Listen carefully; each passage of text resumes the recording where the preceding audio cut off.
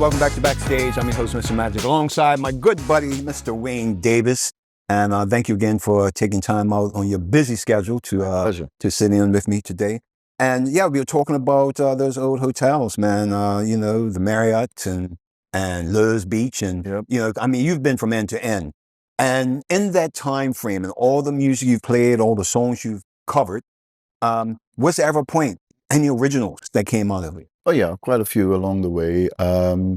We did some original stuff. My mindset is the 70s, and so more recently, I haven't written so much recently because every time I write something, I'm thinking I'm stuck in the 70s, and you know, and it's funny because I met another guy, a pianist that's in the same international circuit that I was in. He said I gave up. He gave up on writing because he said we know too many songs. Every time we sit down, we think we're inventing something. It's just something that we knew from like 10 years ago, Right. 15 years ago, and it's a lot. It's very difficult to come up with something that's not, because even the new songs are not new.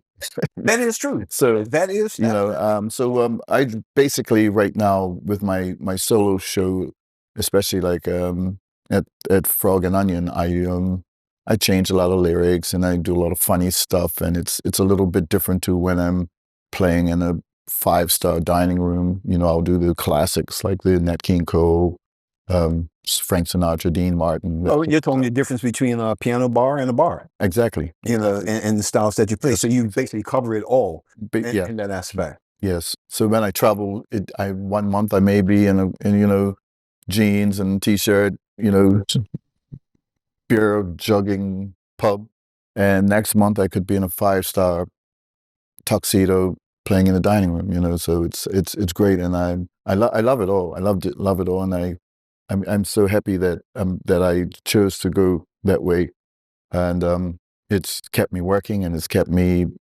seeing the world. Okay, because you're basically doing what you love, and you're happy doing it, and it's a career more than it is a job. Yeah. Yeah. And okay, so you have written some, you know, original songs. How many, if off the top of your head? Ooh, over the years, maybe 20. 20. Yeah. Are they all in the compilation album? Are they? No, actually, I'm working on that, but like I say, a lot of it was written when music was a bit different, so it's gonna be. Are you saying it's not relevant nowadays, or? Well, you know, it's not. It would be more relevant a few years back, but it's just a matter of making them sound more like today. I got you. Yeah. I got you. Adding the music that needs to help it build to to the sound, basically. Yeah. Okay, I get you on that there. So, but you are working on trying to get what you can together on that, because, you know, I mean, it's fine that, you know, people hear the name, you know, Wayne Davis, and they're like, yeah, piano guy, you know, name 3 songs that he's written, you know, and I would like people to just roll off and say at least 2 out of the 3, you know, in that regards. All right, so you've done your bit here in Bermuda. You've gone from Dockyard to Castle Harbor, down to Luz Beach, Bermuda / Holiday Inn / whatever the other name it went to, the Club Med, you know, and everywhere in between, South P, HP, Bermudiana. Have I missed anybody yet? Well, I did 10 years with Swizzle.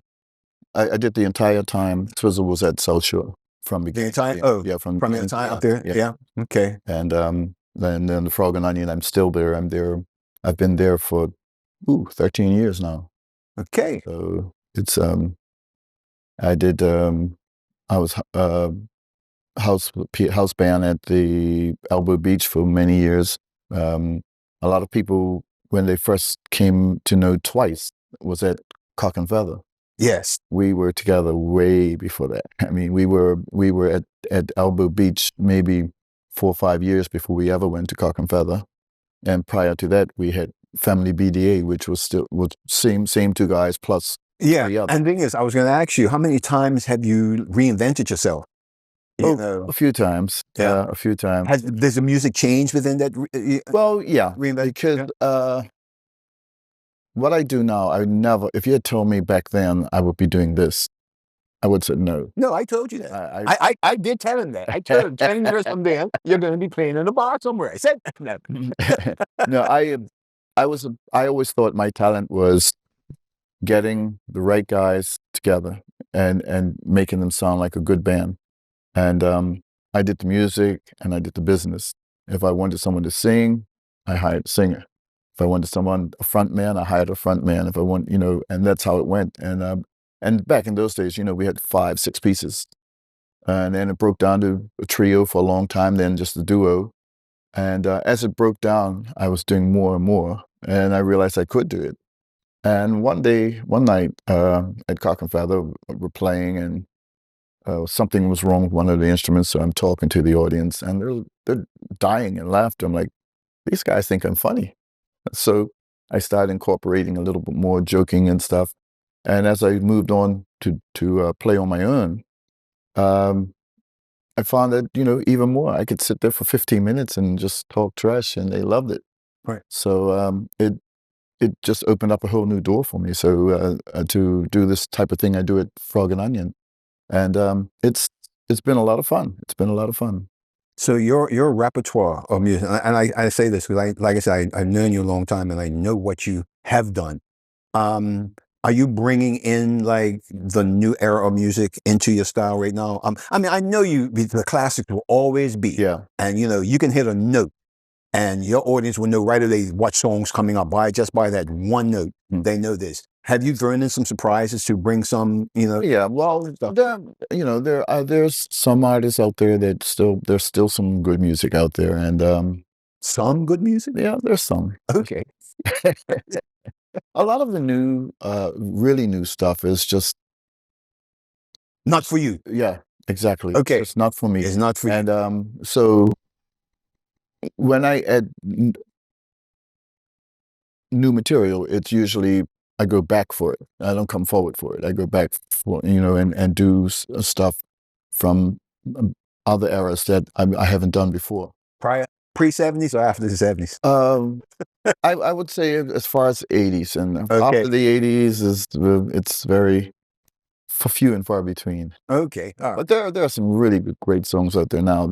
Some of the guys still writing some good stuff, but some of it, like I say, it's just not for me. So okay, all right. So we'll take another break. When we come back, we're going to talk about your overseas ventures, especially Germany. We're going to bring up Germany. See him laughing? We're going to bring up Germany. We're going to talk about Germany. You hear me keep saying Germany, right? We're going to talk about Germany. So we'll be back right after this. More Backstage. Auf Wiedersehen, Germany. Let me come back.